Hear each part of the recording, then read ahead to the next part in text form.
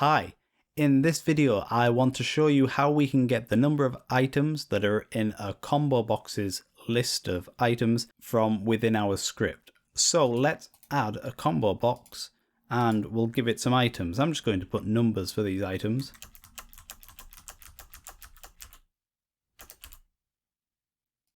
So we've got a combo box and it's got 10 items inside of it. But the technique I'm going to show you to get the number of items will work for any size list. Now, if this was an array, we could get the number of items using the length property. And let's just print that out actually. So if I did combo box 1.length, this is what we'd do if we were trying to get the length of an array. But that's not going to work with a combo box because it doesn't have a length property.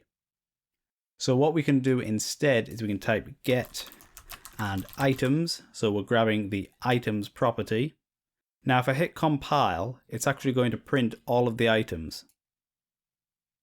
And I'll show you why that is. If we go into the JSON that represents the control, we can see that items is actually a text string. And each item is separated by this backslash and then an N. And all the backslash N means is a new line. So backslash N symbolizes that each of these is on a new line. Now, because we now know that the items are represented as a single text string, we can type string into our API browser and we have this command split. And what this will do is it will split up a text string into an array, and we can split it up on that new line character, so we could turn this string into an array. So let's do that. So we'll type dot split and we're going to split it on that backslash N. So it will split it on each of these and leave us with the numbers in between, which are the items in our list. So if I hit compile now, all we'll see in the console is array. So it says there array. So we know we've got an array now, and an array does have a length property.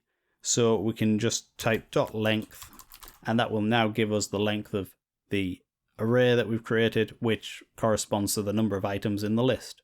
So I'll hit compile and we can see it prints out 10.